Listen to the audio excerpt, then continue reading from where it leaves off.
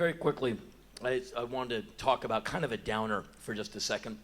And knowing all of you pay attention to this stuff, and I know some of you care somewhat, but all of you are aware, big time, of all the musicians in the last couple of years that we've lost. And the other day we lost the wonderful Nina Simone, amazing jazz singer, and all of you have heard her before. And she's gone now, and that's too bad. A few months ago we lost the bass player of The Who, not so good. We just lost Joe Strummer of The Clash. That hit me like a Buick in the face. I don't know how many of you are Clash fans, but all of you know who The Clash is, and all of you know what Joe Strummer looks like, you know what he sounds like, and for some of you, The Clash means something to you. For me, it was a life-changing experience seeing those guys and listening to those records. And so what makes it worse is we lost even more. We lost Lane Staley of Alice in Chains, one of the great bands, and a guy who had such a stronghold, such a trademark-sounding voice. He is the king of, yeah, that's his. It belongs to him. It's like copyright trademark Lane Staley, and it's good when he does it. When Lane does that, yeah, you get chills. He's singing from the other side, some kind of icy cold, horrible rage comes from that guy, and that's why we bought the records, because he's such great songs, such amazing lyrics, such interesting vocals. But when someone else does it, like when the Creed or Nickelback bitch does it, it just offends. And you just want to say, come to daddy and get your beating. I know you feel the same way, but so hard to take. But was of all of the rock and roll deaths, for me, the hardest was to take losing half of the Ramones in the last 2.5 years or so. And the last time I was here, Joey Ramone had just passed away. And I don't know anyone who hates the Ramones. I know people who like, oh, I've heard them, I don't really like them. But I've never heard anyone say, fuck it, the Ramones suck, I hate them. I've never heard anyone say that. I don't think they really make that, come out of anybody. But most people I know who ever heard the Ramones kind of love the Ramones. I mean, I love the Ramones. And so when Joey Ramone died, that really destabilized me. And even when the Ramones broke up, that was hard for me. I was in some hotel room somewhere years ago, and I heard the news, the Ramones have called it quits. It's like, the Ramones have broken up? They're not going to tour anymore? Are they serving breakfast tomorrow? Will the sun come up again? Will Ultraman rise again? Because about half of my adult life, the Ramones have been part of it. And the idea that, they're not going to be playing somewhere in the world, I was kind of like, something's changed. My liver is gone. And so when Joey died, I was like, wow, Joey Ramone gone. Really wonderful guy, amazing vocalist, incredible looking guy. And then several weeks ago, we lost Dee Dee Ramone, the bass player of the Ramones. And if you look at your Ramones records, because I know you got them, if you look at the early records, Dee Dee is the primary songwriter in that band. And obviously, you don't have all the Ramones, you don't have that sound if you don't have every member of the band. But as far as like the songwriting nucleus, it was Dee Dee. And he died, and it was really sad. He had a mishap with some heroin and ended up dead on his couch, and a really sad day. And so I don't know what any of that means to you, but to me, the Ramones were one of those bands who kind of altered the way my life was going. And about 1850, when I was a young man, it was a time much different than it is now. If you were young, you didn't really go to clubs, because clubs were just cover bands playing songs you didn't care about at half the tempo, to be in front of like 13 bikers who were drinking flat beer out of pitchers. You would walk by a club on your way somewhere and hear like them doing walk this way, and you'd stick your head in the door and there's like guys on stage looking at their shoes playing some FM rock with like 8 people in the room, and it was just like a turnoff. So you never went to the clubs. If you wanted to see music, you would actually go to the actual arena and see the real thing. And that's what you could go see as a little kid, or a young teenager type. And so that's how we saw our first music. We would get in some mother's station wagon and be driven out to the suburbs out of Washington, D.C., where I come from, out to Maryland, to a place called the Capitol Center, which is now, it's been leveled. But in those days, it was the 18,000-seater within 20 miles of us. And in that building, we saw Aerosmith and Led Zeppelin and Van Halen and Ted Nugent. And your experience of going to a concert was being like 1.5 miles away from the stage. And you'd walk in and you'd see this little tiny thing. Like, is that the stage? I guess so. What's that smell? Oh my God, it's marijuana. Are we gonna be okay? And so Aerosmith would come on and you're like, is that them? I see little strings coming off his mic stand. I guess it's them. And all you would hear like, wah, wah, wah, wah, wah, wah, wah. You couldn't really hear the band at all. Were they good? Did they suck? You didn't know. Because it was like a band playing in a concrete dungeon, so the sound just ricocheted around. And so you would leave smelling of vomit, beer, and arena weed with this like howling white noise in your ears that would last for like 4 days. And you'd go back to school the next day and lie your ass off. Did you see the show? Yeah. So how was it? Shit, we just got out of their limo like 40 minutes ago. We partied all night with Aerosmith. You did? Yeah. Steve Tyler gave me one of his scarves. No way, way. And you know, like you didn't know whether the show was good or not, but you wanted to get as much bang out of your buck, because a $12 ticket, you really wanted to get all you could out of it. And so you were never really got the full concert experience. And even when I saw Led Zeppelin, which was pretty fucking cool, they opened with Kashmir. I mean, all just kind of stood there like, but it was still, you know, you have to look through binoculars to see them. And we would actually bring binoculars to these shows and pass them between us like those three witches with the communal eyeball. Like, you know, hurry up, shut up. Hurry! And that's how you saw shows. So you'd walk out of there not really feeling anything. And you'd walk down the hallways of your school with every jock, you know, punching your lights out. Come here, you fucking pussy. Ow! You try and sing these songs that you hear on the radio to give you strength. So the guys are thumping you. You knew you were never, ever going to get laid. And you're walking down the hallway like, Dreamweaver. Come here, you pussy. Ow! Everybody was kung fu fighting. I want you to show me the way. Don't hit me! And so none of these songs mattered. They meant fuck all. And then punk rock happened, and all of a sudden you're encountering bands like when Joe Strummer says, when I get aggression, I give it 2 times back. You're like, did someone just say that in a song? Is that now allowed? Holy fuck. You go back to school the next day, the jock looks at you, like, come here, you pussy. Like, wait a minute. When I get aggression, I give it 2 times back. Wow, I'm going to punch out a guy who outweighs me by 80 pounds. And love it! Yeah! Thanks, Joe Strummer. And that's what those bands did for me. And so, a long time ago, they gave me a license to breathe. And so we all, you know, found out about the Ramones, and I saw that first Ramones album cover, and I see these 4 guys standing there like these 4 idiots. I mean, you've seen that cover. You see Dee Dee Ramone standing on the far right side of the cover with his hands actually curled, like he's Cro-Magnon man. He's like, what, is that a pose? Are you trying to look stupid? No, that's Dee Dee just hanging out. And you see that, you know, Joey's just like, and they all have high water pants on and these fucked up haircuts. You're like, are you kidding me? You flip over the album, now I want to sniff some glue. I don't want to go down to the basement. These are songs? Yeah. And so we all, you know, joined the cult of the Ramones. And it was even hard to find the records at first. You'd go to the record store and I want a Ramones record. And the lady would say, there's no such thing as a band called the Ramones. My friend has the record, and they have a song called I Don't Want to Go Down to the Basement, where the guy says, hey, Daddy-O, I don't want to go down to the basement because there's something down there, and I don't want to go to the basement either, so I need to have this record. Can I have it? There's no such thing as the Ramones. Here, buy this ELO record. All right, thank you. And you bought the Stevie Nicks album again and again. Jean-Michel Jarre, okay, it'll be great. And so you bought all this kind of crap that you didn't care about. And then finally, we all got our Ramones records, and then magically the Ramones showed up to play in our town. And they played about 8 miles away from Washington, D.C. in a town called Falls Church, Virginia. It's right over the Washington, D.C. line. So all of us bought our tickets for like $5.50, and we go barreling into Louis Rock City, this club about the size of your living room, to go watch the Ramones play. And so we all run in there, we have our tickets, we go barreling into the club, and we're all like 3 rows from the front of the stage, which is about this high, and there's an opening band playing, some local DC band kind of chugging through normal bar rock, and we're just kind of waiting for the Ramones, and the promoter is looked out in the parking lot and seen about 500 more people who don't have tickets. And they're going, who has tickets? And he goes, I have tickets, come here. Stamps everyone's hands, take their money, lubes them up, shoves them into the club. And so every 4 songs of the opening band, every 2 songs, another 50 to 100 people get crammed into this place. And the air is getting hotter and hotter and more moist, and it's smelling like ass and armpit.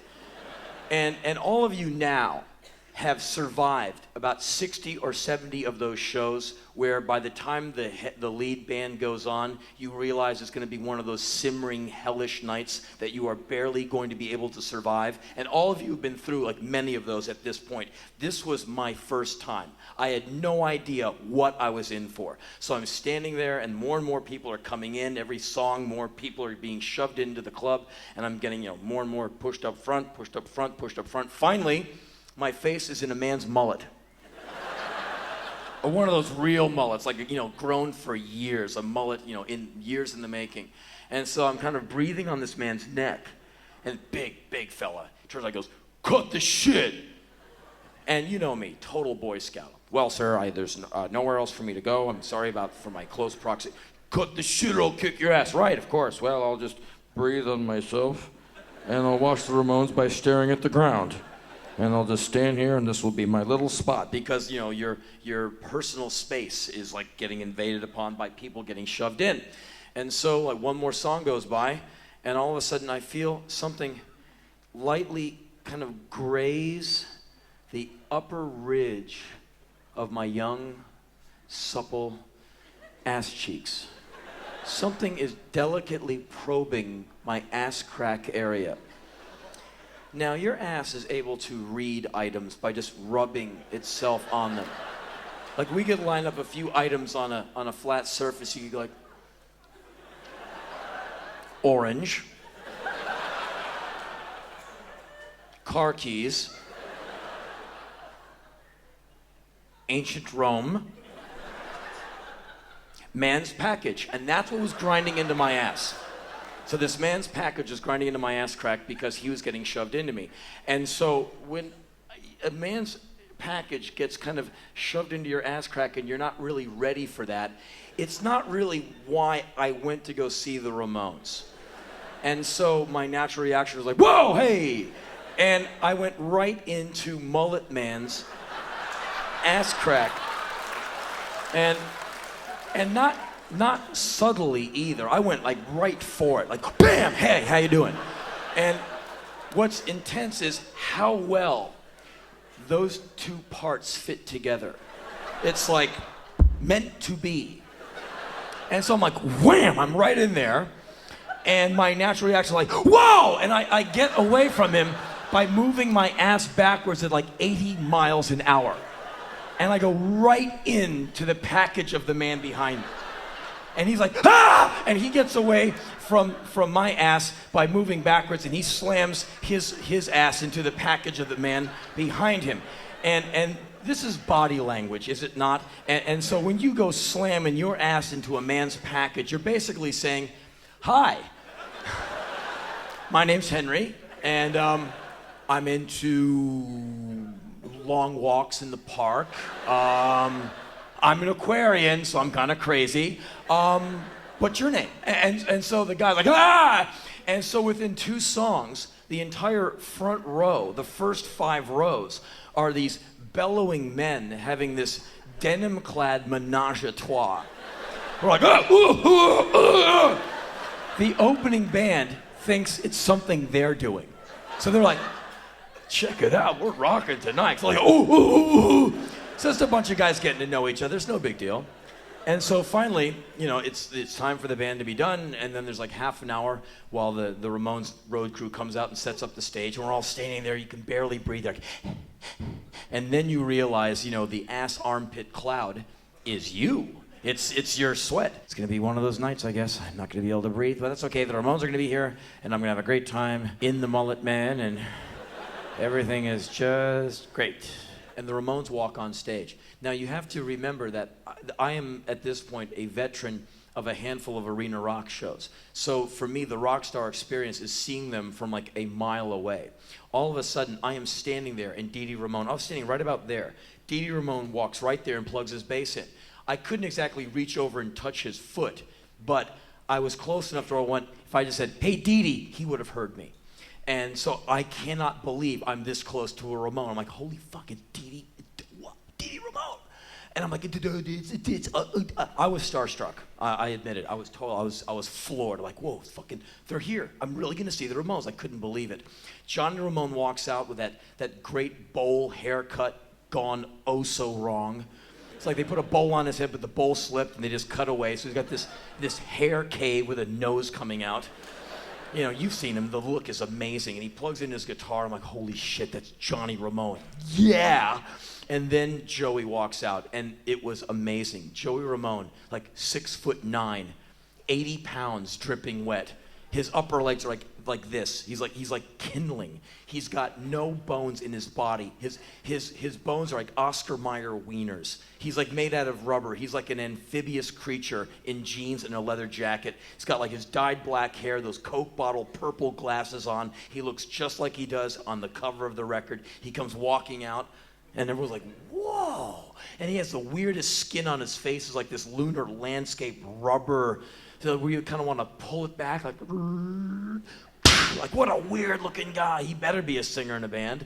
And he walks out there and he kind of grabs the mic and he's like, you know, and everyone's like, was he the Elephant Man? He's like, just moved really weird.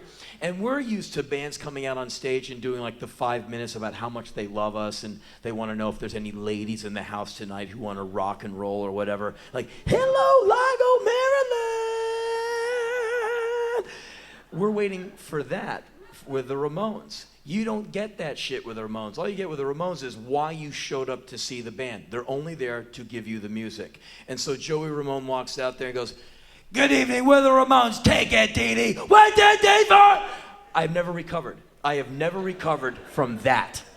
And when Dee Dee counts in, the Ramones land on you with like robotic, idiot, savant perfection. There's not a beat or a note out of place. It's like someone goes, and the gig is on. It is an assault on your senses. There is no break between songs. There is no tuning up. They do not take their leather jackets off. They do not drink water. They don't say, hey, how you doing? They just go, gimme, shock treatment. What did they for? Bam, bam, bam, bam. 10 songs in, you want to die. You've had all the Ramones you can stand. You cannot breathe. You have no more moisture left in your body. Your bladder has been emptied as your body searches. It's now drinking its own urine. It's like, oh, thank God. I am watching Dee Dee Ramone sweat off his nose like a faucet onto his bass. I want nothing more than to go, can I drink your what? It was that intense. And it's like song after song. And you can't even raise your arms to go like, Gabba, gabba, we accept you, wanna. You're like, help me, help. I'm dying, I am dying. 20 songs into the set, you have left your body. You are now floating inside the ass armpit aerosol cloud over the audience. You're like, I'm on the other side now. It's not so bad being dead. At least for me, the pain of humanity in a Ramones gig is over. And finally, after 50 songs, they go, thank you, good night. And they walk off stage, and no one applauded. No one had the strength. Everyone kind of went, ah. And everyone kind of passed out or had a little power nap on the shoulder of the person next to them. And then the Ramones come back out for the encore. And I felt so bad thinking what I was thinking at that time. I was thinking, do 2 songs. Do 2 songs and be done. Let me out of here. Easily my favorite band at the time, but enough was enough. It was inhuman. I'm like, okay, I want to go. And they did about another album for the encore. It's song after song, and it was amazing. And finally, the set was probably all of 65 minutes, but it felt like an eternity.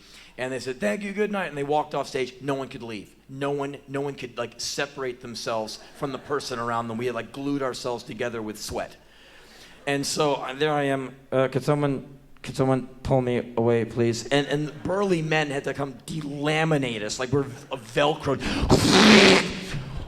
We were thrown out into the night, and we sailed through the air like an old used up Christmas tree, and we landed gently on the ground. We had no body weight. We were like leaves falling off a tree.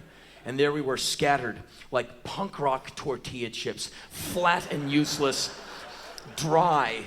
and like flat to the ground, all around Ian Mackay's car. And we're like taking shallow breaths, looking up at the night sky. Need liquid. Don't want to die. Please give me liquid. And I think it was my friend Mark who had enough strength to go to the convenience store and get a 1-liter bottle of Coca-Cola, which he fed to us, capful by capful, for like an hour. And then after about an hour, we had the strength to get up and get in Ian's car and drive at like 5 miles an hour, wounded back to Washington, D.C. And I think that night, all over the D.C., Maryland, and Virginia area, little apartment windows and house windows were open, and Steve Miller albums flew out into the street because you knew that you were never going to visit those records again. Like Fly Like an Eagle meant fuck all now.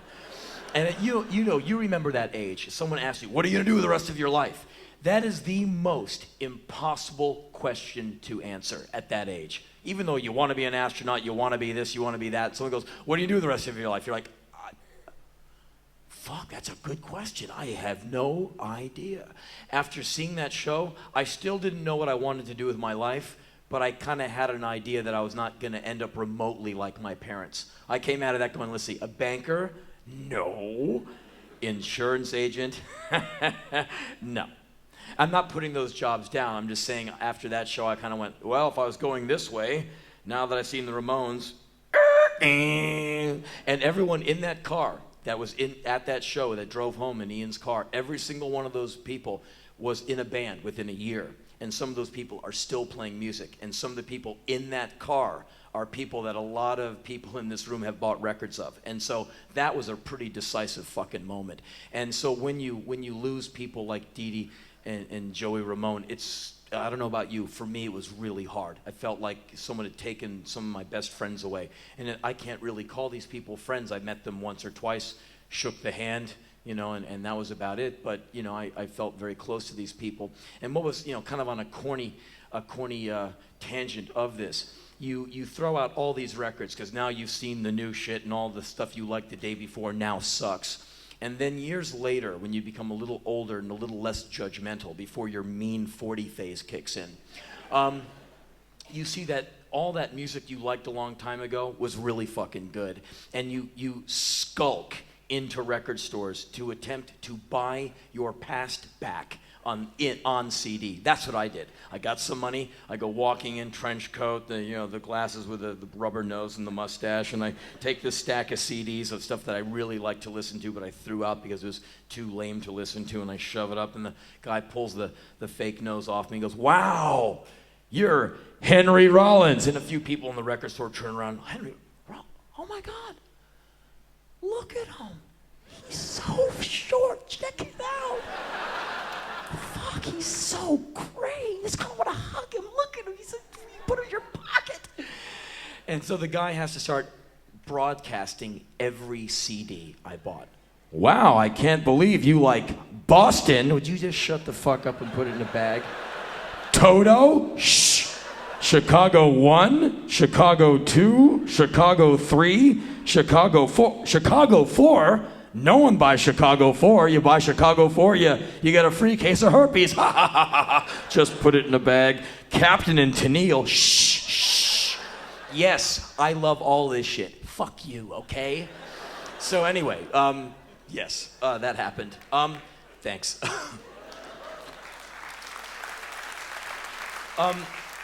I just want to tell you a quick story, a quick urban legend from the city of whores. That's Los Angeles.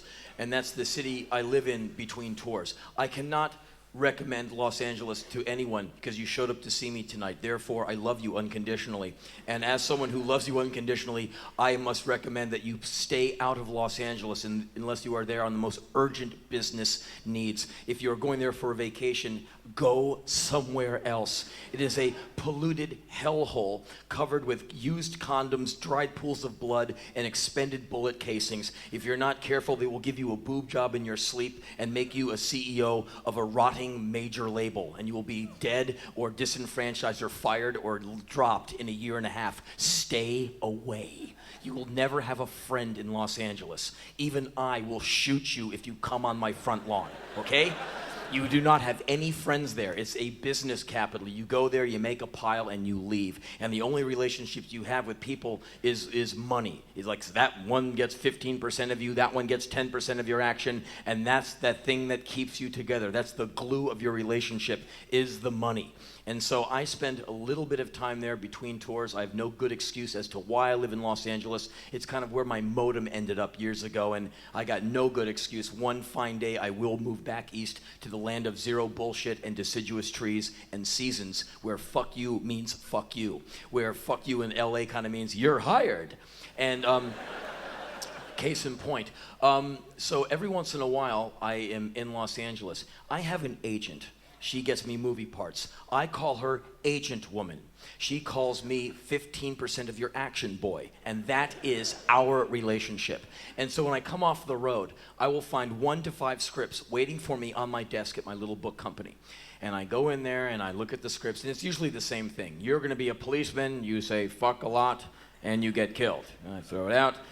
In this movie, you're a guy who rips off a liquor store and you say, fuck, and then a cop shoots you.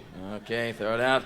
And in this one, you kill a woman and you say, fuck, and the woman's sister shoots you. Like, fuck, what am I doing? And every once in a while, there is a movie part that is interesting. It goes against character, or it's funny, and it looks really interesting, and I go for the part. Or there's a movie that's so outrageously wrong for me, I go for the part in the slim chance that I get it. Someone like you might see this film not voluntarily. You'll be incarcerated on an airplane. It'll show up on a tiny screen. You're like, oh my God, is that the only thing I can watch? Okay, I'm so bored, I'll actually watch this. And then you'll see me in that film. You're like, what the fuck? Oh, you funny motherfucker. Because it's like, what does not belong in this movie? And that's why every once in a while I go for like the wrongest part. And that's why I auditioned for Armageddon. Okay? Now, yes.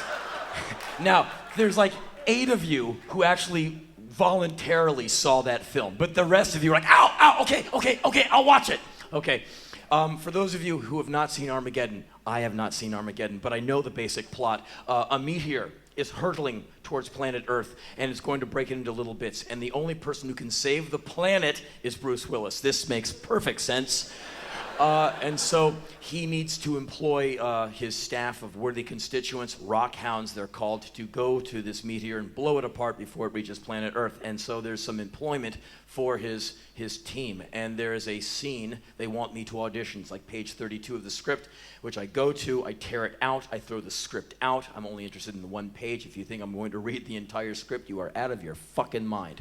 And so I read the script, I go, okay, it's a lot of yelling. Basically, it's me going, holy shit, there's like seismic storms and we're gonna die. And the other guy goes, I know, ew, scary. And so I go into the bathroom of my book company, close the door, take the piece of paper and prepare to read it at the top of my lungs. Somehow if I read it at high volume, I will push it into my frontal lobes and somehow retain it by forcing it in with sheer volume. So there I'm like, holy shit, man, 7.7. Yeah? What the hell are you doing in there? That would be the voice of a girl who works at my company. Her name is Heidi.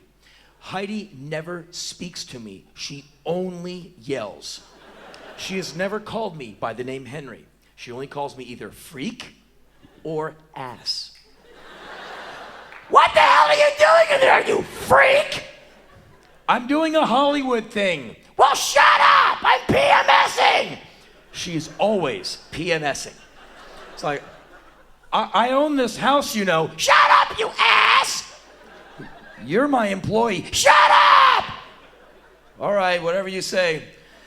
7.1 size before I totally cave into this chick every single time. And so I kind of, and I fold the script page into 4 pieces and shove it in the ass pocket of my jeans and promptly forget about it. Go back to work, and then about 40 minutes before the actual audition, a week and a half later, Agent Woman calls and goes, hey, you know, you have the audition today. I'm like, for what?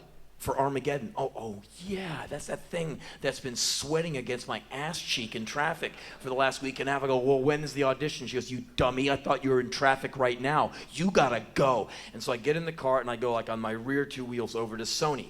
And I find myself in this huge office of marble and steel and glass. And I walk in, I go, hi. The woman goes, yeah. I'm like, hi, my name is Henry Rollins, actor, auditioning, 2 p.m., that's me right there. She's like, yeah, right. I go, no, believe it or not, I am an actor. She goes, you don't look like an actor. I look like the Unabomber. I have like 4 days of stubble. My hair is like this gray bird's nest. You know, my shirt has like a Snickers bar stuck to it. It's been slept in. The jeans are like, have been on me for like the last year and a half. And so I go, no, it's for real. She goes, okay, well, have a seat. And so I sit down and I watch these handsome, wide-shouldered young men in Prada suits. They're holding the entire script open to the page they're auditioning for. Every line is in a different color. Text, subtext. They have liners from their acting coach written in the side. Be the part, but be yourself. Find it. Find the part in your safe space. Find it. Be it. Come from your space. You are that person. Find that person in you. That person is in you. Use your technique to find it and bring it out from your safe place. Wah, safety, real feelings, real emotions. Wah. And so these guys are wearing these beautiful suits, and they're very handsome, and they're clomping around in their yuppie boots with their script going, I thought I told you to shut up. No, I thought I told you to shut up. I thought I told you to shut up. That's it. I thought wah, be. And I'm sitting there going, what a bunch of freaks. I'm not an actor. And they're all clomping around. Shut up. Shut up. Yeah, that's it. Shut up. Shut up. I fall asleep. I wake up. You're Henry? Yeah, it's your turn. Good luck. I go, oh, okay. I walk into this room. I see a woman behind a desk. Small woman, brown hair. There's a man standing behind her with a video camera. She says, hello, Henry. Welcome to the audition. That's Jerry Bruckheimer. And there's the Jerry Bruckheimer. He is melting off the couch. His ass is in the air. His back is where his ass was an hour ago. He's actually melting off the couch. He's like this. Prostrated from boredom, from seeing 80 actors that day. His eyes are drilling holes in the ceiling. I go, hi, Jerry. He doesn't even respond. He's like, I hate actors. Henry, this is Michael Bay. I'm like, wow, Michael Bay, he directed all this stuff. I'm like, wow, hey, Michael, he's asleep on the couch. 80 actors have, sickened him. He's like, I'm like, okay. No one responded to me. Boy, do I feel stupid now. So I'm standing in front of this woman like I'm a naughty boy brought into the principal's office. He goes, Henry, did you bring your script? I'm like, yes. I pull out this piece of paper that's shaped like my ass cheek. And I go, and she sees that all the ink has been smeared because it's been riding on my ass cheek, sweating into the seat of my car in LA traffic. And that wakes up Jerry Bruckheimer and Michael Bay, and they see exactly what I did. They see the 3-hole punch torn. They know that I gutted their script. Now they hate me. Casting lady knows I'm an amateur. She goes, okay, you'll be doing the lines with me. So just do the lines. When I say action, the man's going to videotape it. Are you ready? I'm like, let's see. I can't even read. I'm like, oh, fuck, here we go. It's going to be an improv. Yeah, sure. She goes, all right. Yeah, is that on? Okay. And action. I become paralyzed. I'm like, I can't do it. I can hear the receptionist's phone in the waiting room ringing. I can hear people talking. There's sunlight coming in through the window. 2 men are asleep on couches. A woman who's almost asleep is staring up at me. I'm about to yell at the top of my lungs at a small woman's head. Everyone out there is going to be able to hear me. I become thoroughly self-conscious. This has no context whatsoever. I'm like, she goes, is there a problem? Yes, no, there's no problem. Stop the roll.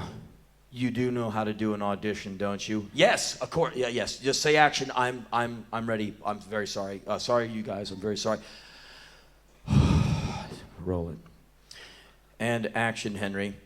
Okay, lady. Here you go. Holy shit! It's 7.1 size and fuck it. Okay. You know that thing when you're talking to someone very intensely, and you're sitting right across from them, and right when you're trying to make your most interesting and important point, you dislodge a piece of food from between your teeth, and it goes flying out of your mouth. Actually, 2 pieces of food held together by a thin string of mucus, and it goes. I'm not trying to be graphic and gross you out. You have done this, right? And you actually, it's big enough that you can watch it leaving. The person you're talking to sees it as an incoming food object. You both watch its progress as it leaves you and goes towards the person you're speaking to. And so you keep talking like, okay, I hope you ignore the huge thing flying at your face. But the thing I really wanted to say, and the person's like, trying to be really, oh yeah, I'm really listening to you. I'm looking at this thing that's about to hit me in my eye. And the thing goes, sticks to the woman's cheekbone. You're like, and you want to go, I am so sorry for spitting on you. Let me go. And you don't say anything. You just keep on bravely trampling over the dialogue. And the person kind of goes, that's very, very interesting. And you both kind of ignore the 6-foot spear that's in the head. You just, I didn't see that. I am pelting this casting woman with all the phlegm and food I've got. So I come out, finish the line, 7.1 size of the fucking stores. I.e., what are we going to do? She responds, I don't know. It's horrible. We're all going to die. I know! It was excruciating. It was the worst 11 seconds any pseudo actor has ever done in an audition situation. It was horrible. It's also on videotape. It resides somewhere. I come to the end of this. I am sweating. My ears are burning. I have a lump in my throat. My balls are going into my body cavity trying to get away. I'm like, okay. That was a little bad. If I had one more chance to try... Thank you very much for coming in, Henry. And thank you for having me. But if I had another chance... Henry, thank you. Which means, get the fuck out of here. And I know it's time to leave. I walk by Jerry Bruckheimer. Well, have a nice movie, Mr. Bruckheimer. He's wall-eyed. He doesn't even respond. I'm like, okay. I get to the door. I sucked. It's written all over me. I walk out. I go up to the receptionist. She looks at me, and her head ducks down into her shoulders as she tries to suppress a laugh. She's like, do you want me to validate your parking pass, or do you live in a box outside the studio? Like, I do have a car, thank you. The actors have all lined up as a receiving line to thank me. Thank you for sucking so hard, man. We are all one actor closer to getting that part. Thank you for sucking so incredibly hard. We're gonna get this part. Yes! I'm like, thanks, you're great. I get in my car, start it up, put in the Slayer CD, hit as many people as I can on the way back to the office. Forget the whole thing, it never happened. And so, advanced life's tape reel about 3 years. Now, it's 3 years later, it's a few months ago. I'm in the studio working on a record, a benefit record for a group of young men in America called the West Memphis 3. And the West Memphis 3 are 3 20-something-year-old boys who about 10 years ago were accused of murdering 3 8-year-old boys in West Memphis, Arkansas. And with no physical evidence whatsoever, these 3 young men were tied to this crime. And the evidence brought in from going through their rooms, the detectives brought in such evidence as Stephen King novels and black Pink Floyd t-shirts, which they held up and said, aha, obvious they're into the occult.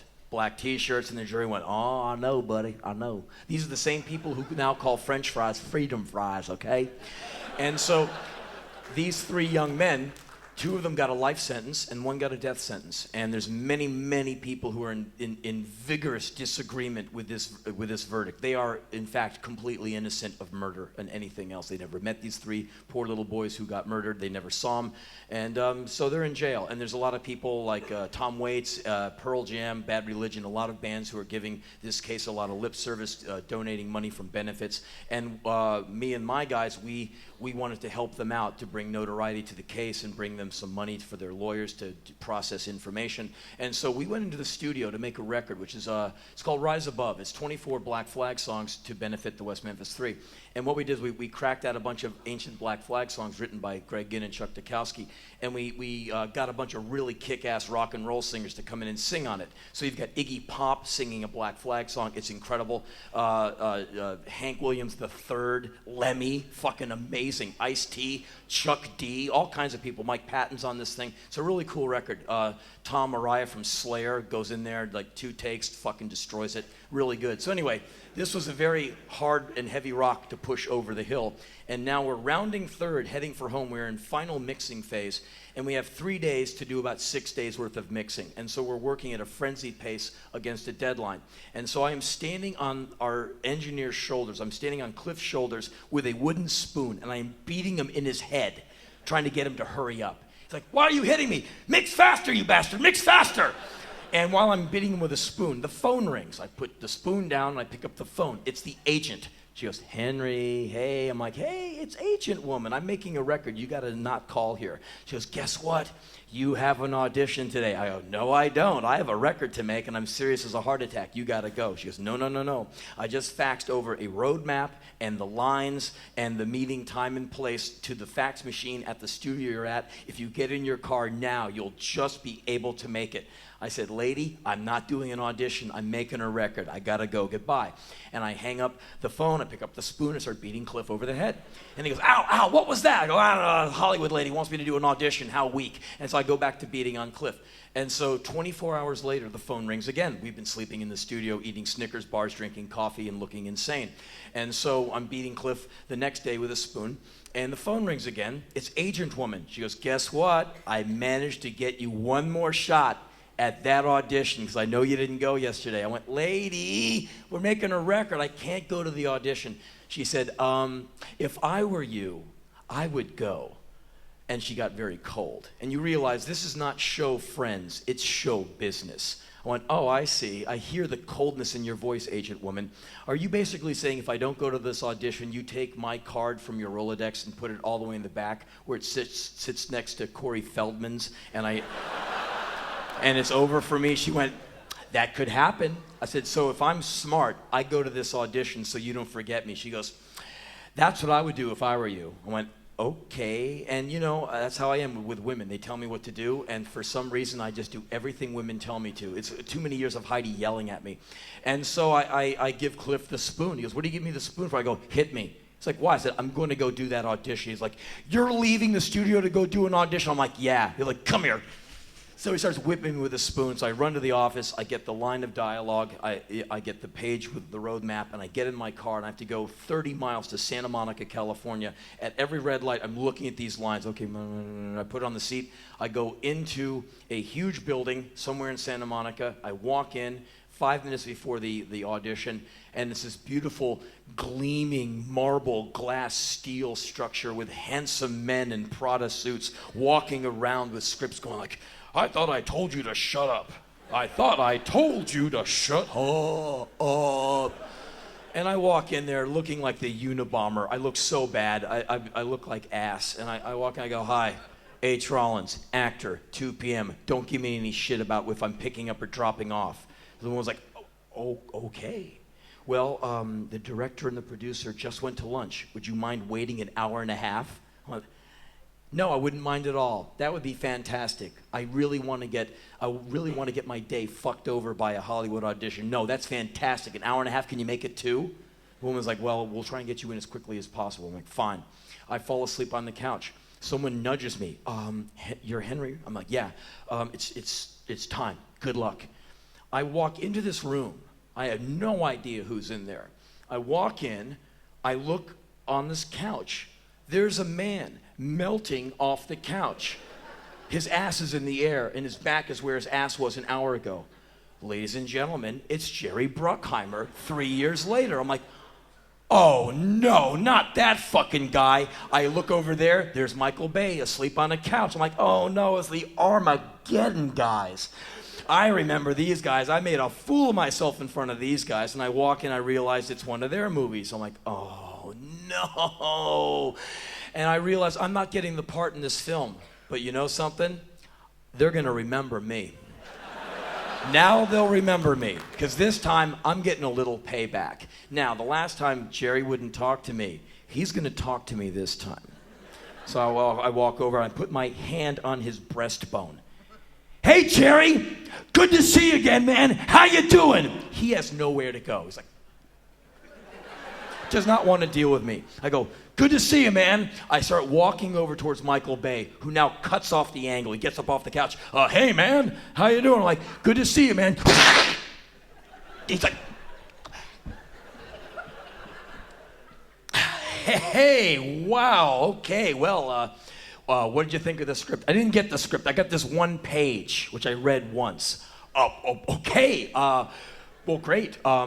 Do you feel like doing the audition? No, I feel like mowing your lawn. I'm only kidding. Yeah, I want to do the audition. He's like, oh, and now I've kind of got him reeling a little bit. Just, you know, little get back. And so he has this video guy. He's like, can we put a microphone on you? I'm like, yeah, sure. The poor camera guy's like, I'll go, all right, are you ready? He's like, yeah. I go, okay. He goes, what? I go, say action. He's like, oh, yeah, I'm sorry. I'm a director. I should know this stuff. Is that on? Well, turn the fucking thing on. Hurry the fuck up.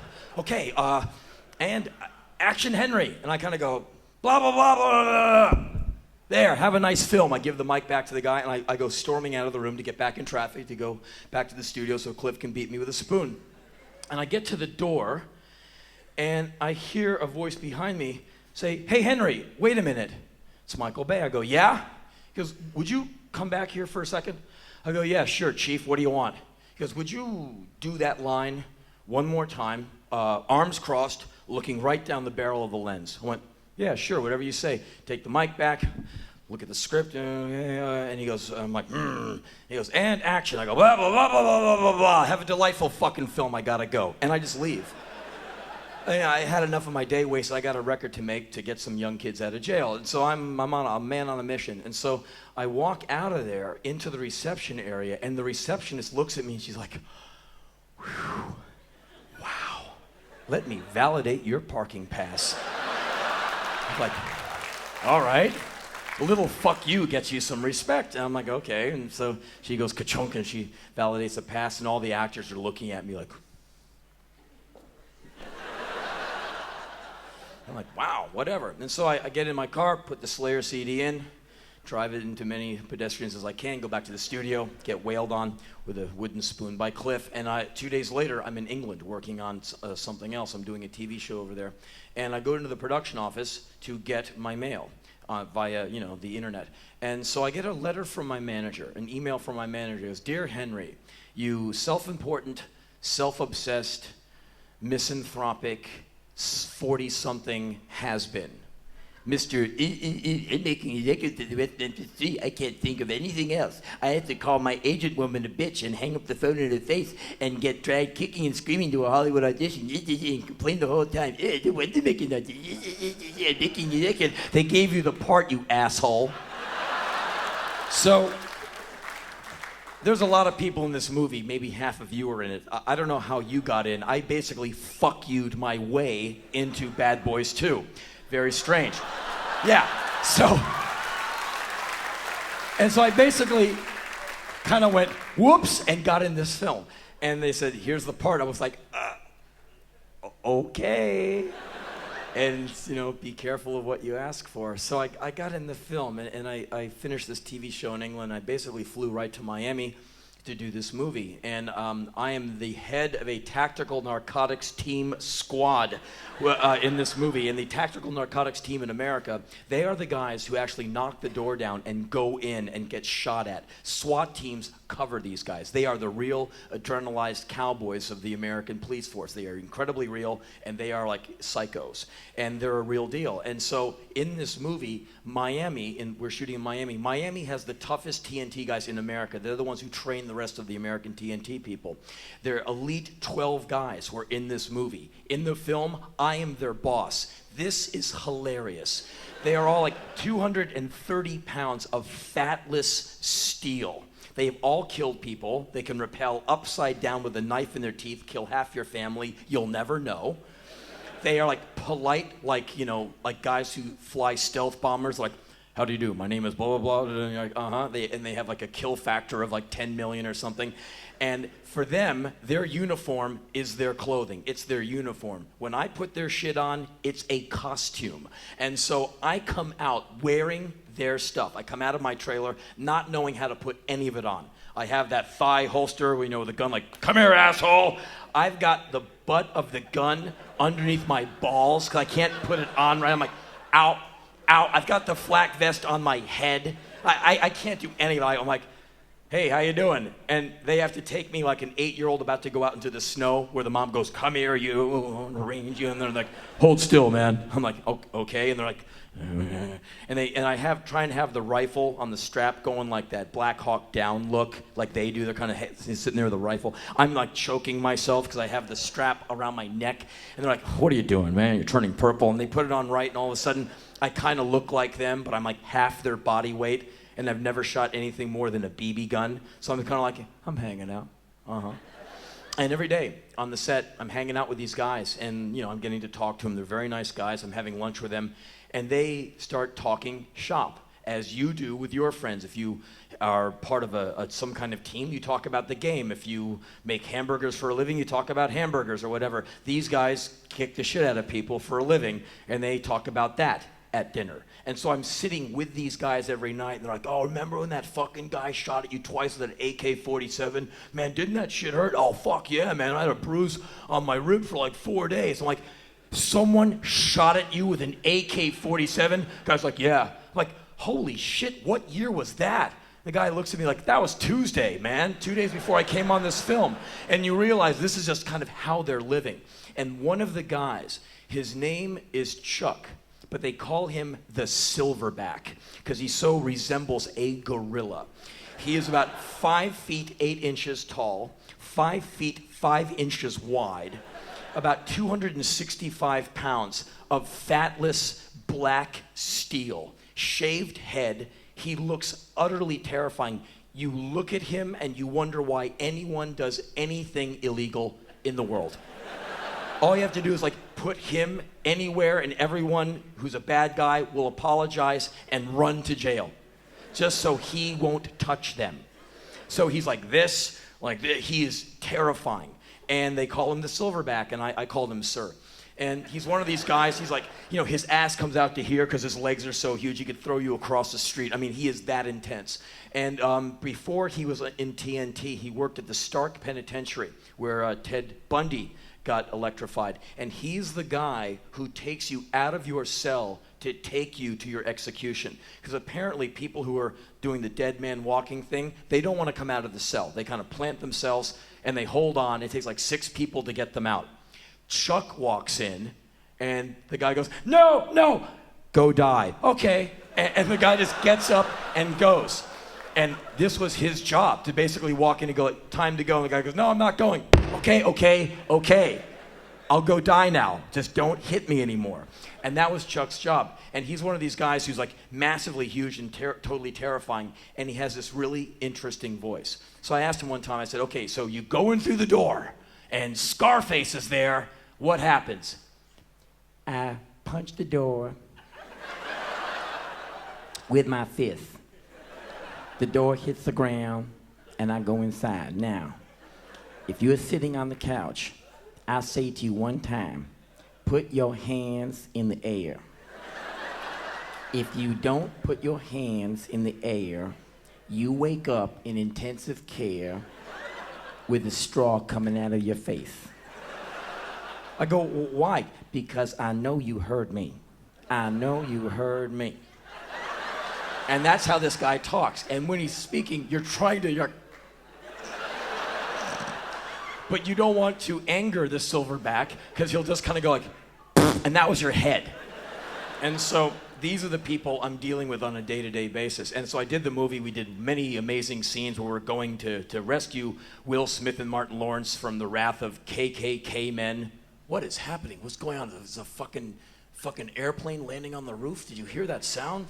Oh, it's the air conditioning system or something. It's the bowels of the machine. But anyway, we're doing these wild scenes where helicopters are flying over our heads. It's all very dramatic. And then like 2 weeks later, I'm out of there. I'm done. I was in a $150 million movie by totally bullshitting my way in, and I'm out of there. And so a few months ago, I had a night off in somewhere in the Midwest, Salina, Kansas. And I'm watching television, and I see they're going to have a documentary on the Tactical Narcotics Team Squad of America. And I'm like, oh, this will be interesting. And they zero in on the Miami TNT. And all the people I did the movie with are in this documentary. And you get to see what they do in their real job. And they cut to these guys I ate lunch with every single day and acted with. And, you know, there's some crack dealer on the ground with his cheek on the pavement with this guy's boot on his head. The guy's like, I didn't do anything. Shut up, man. I'm like, his brains are coming out of his nose. And they cut to this interview section of this silverback on a radio show. And the guy goes, okay, Chuck, tell us what happened.